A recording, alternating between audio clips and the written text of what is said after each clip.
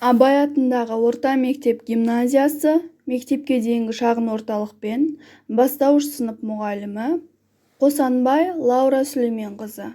4-ші сынып. Сабақтың тақырыбы үстеу. Осы сабақта қол жеткізілетін оқу мақсаттары: тыңдаған материал бойынша тірек сөздерді белгілеу, ашық және жабық сұрақтарға жауап бер. Сабақ мақсаттары: үстеуді мағынасына қарай ажырату, етістікпен байланыстырып сөйлемде қолдану. Мұғалімнің көмегімен мәтін мазмұны бойынша шешім табуға бағытталған сұрақтарға жауап бер. Каллиграфиялық нормаларды сақтау және жазу техникасын жетілдіру. Бағалау критерийлері: тыңдаған мәтіннің мазмұнына қарай сұрақтарға жауап береді, үстеудің мағынасына қарай ажыратады және етістікпен байланыстырып сөйлемде қолданады.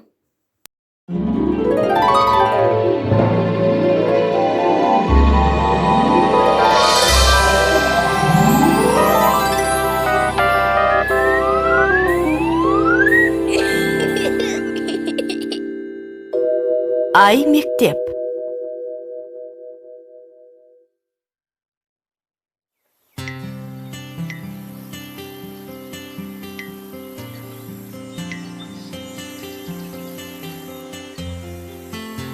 Алан аға, біз қайда жүрміз? Біз үстеу әлеміндеміз. Қара!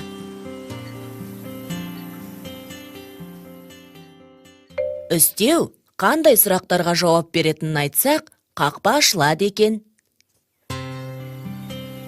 Мен үстеу қандай сұрақтарға жауап беретіні түгілі өзінің не екенін білмеймін ғой.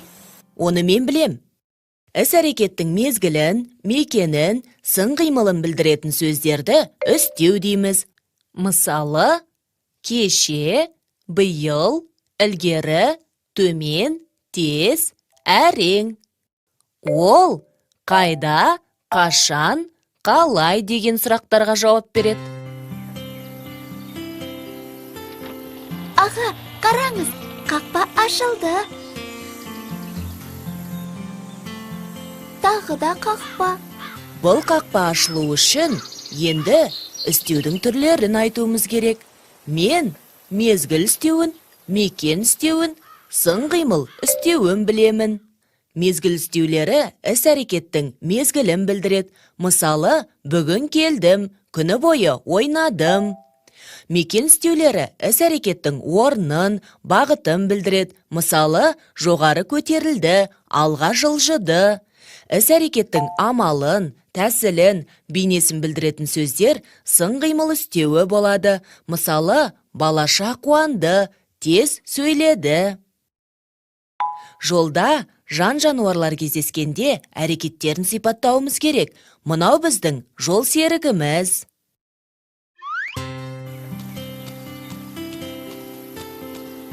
Мәссаған!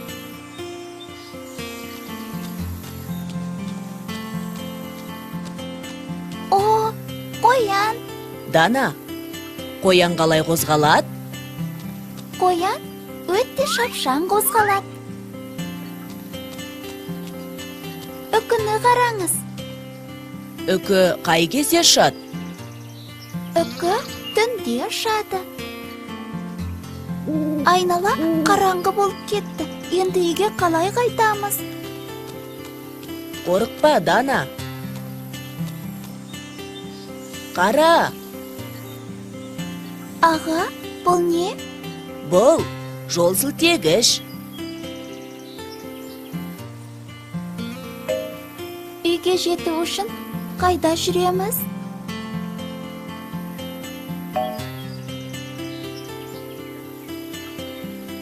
Енді біз қалай қарай жүру керектігін білеміз.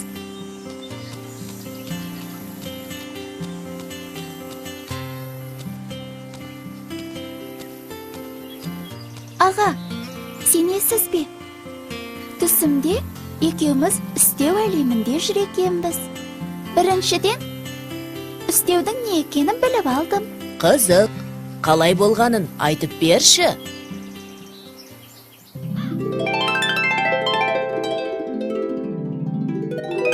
Қайталайық. Үстеу.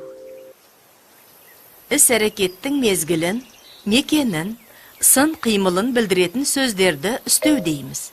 Ол қайда, қашан, қалай деген сұрақтарға жауап береді. Мысалы, үкі түнде ұшады. Олар оңға бұрылды.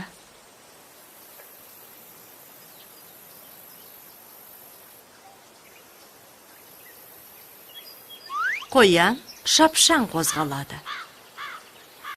Үстеу дегеніміз не? Іс-әрекеттің мезгілін, мекенін, сын қимылын білдіретін сөз табын үстеу дейміз. Бейнероликте көріп, қайталап өттік. Үстеулер қашан, қайда, қалай деген сұрақтарға жауап береді. Мысалы, жүрдек пойызбен Астанаға тез келдік. Түнде қала көшелері жап-жарық.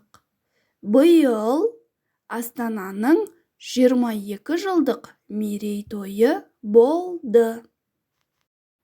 Ал енді білім алушылар, оқулықпен жұмыс. 121 сабақ, 1 жаттығу. Мәтінді мұқият тыңдау. Тыңдаған мәтін бойынша өз пікіріңді айтып, сұрақтарға жауап бер. Мәтін не туралы? Мәтінді тыңдау барысында көңіліңе қандай сезім ұялады? Астананы неліктен болашақтың қаласы дейді? Мәтіндегі қарамен жазылған сөздерді оқы және олардың мағынасына назар аудар. Аз ғана, бұрынғы, жаңаша, алда.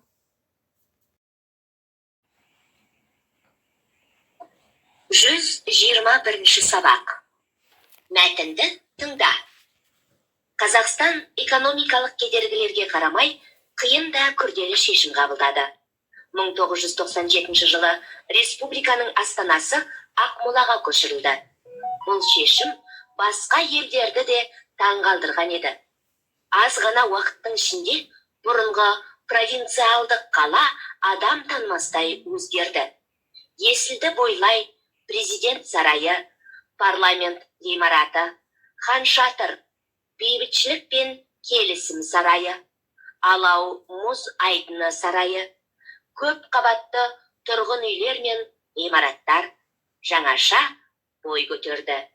Қазақ хандығының негізін салушылар Керей мен Жәнібек хандардың, қазақтың 3 атақты биі Төле би, Қазыбек би, Әйтеке бидің ескерткіштері халқын болашаққа бастағандай бейнеленген.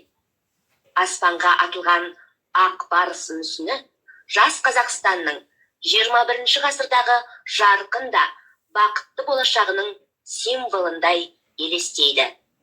Астанамыз Нұр-Сұлтан қаласының болашағы әлі алда. Ол болашақтың қаласы. Менің отаным Тәуелсіз Қазақстан кітабынан. Мәтін Астанамыз Нұр-Сұлтан қаласы туралы.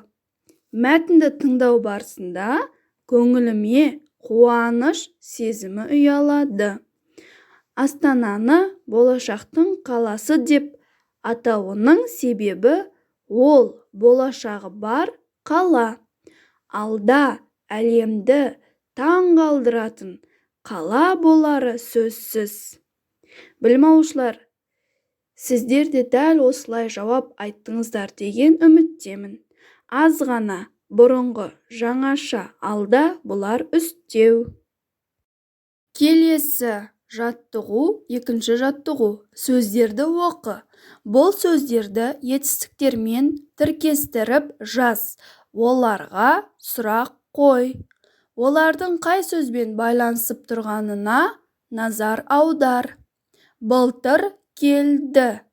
күндіз барды, төмен сырғыды, кенеттен атылды, алда жүрді, жорта жөнелді, жоғары ұшты. Келесі 4-ші жаттығу сәйкестендіру. Үстеудің мағыналық түрлерін тиісті сөздермен сәйкестендір. Мезгіл қашан? Тал түсте, күндіз түні, ертең, бүгін, күні бойы. Мекен қайда? Төменде, жоғары, алға, артта, сыртта. Сын қимыл қалай? Ақырын, тез, әрең, етпетінен, жаңаша. Оқу тапсырмасы. Мезгіл, мекен, сын қимыл үстеулерін қатыстырып, 3 сөйлем жазу.